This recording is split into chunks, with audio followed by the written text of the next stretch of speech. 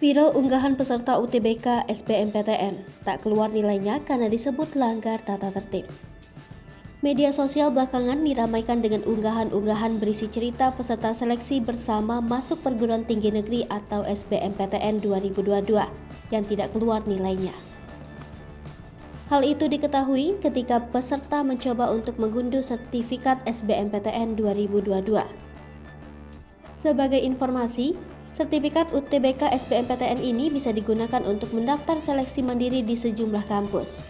Dalam berbagai unggahan tersebut, diketahui bahwa alasan tidak keluarnya nilai SBMPTN adalah karena adanya pelanggaran tata tertib.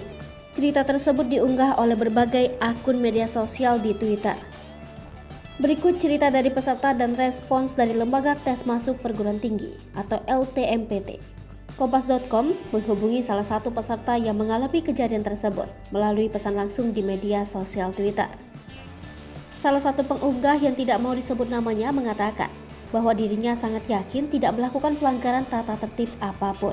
Ia menceritakan, petugas juga tidak menemukan masalah ketika melakukan pemeriksaan menggunakan metal detektor dan identitasnya sesaat sebelum ujian. Hanya ada KTP, ballpoint, dan kertas di meja ujiannya. Sesuai aturan, tas dan seluruh barangnya diletakkan di meja ruangan. Selesai ujian, ia kemudian mengambil tas dan diminta pengawas untuk mengisi form kepuasan melalui ponsel masing-masing. Pada saat ini, ia memang sempat mengambil foto menggunakan ponsel. Dalam foto yang ia bagikan, terlihat semua peserta juga telah membuka ponselnya. Tampilan komputer peserta pun sudah dalam kondisi sudah logout dan tidak ada soal atau identitas peserta. Mengetahui nilainya tidak keluar dan diduga telah melakukan pelanggaran tata tertib, ia kemudian melakukan protes ke pihak LTMPT melalui kanal yang disediakan. Ia juga diminta untuk mendatangi kantor LTMPT pada 4 Juli untuk menjelaskan permasalahannya.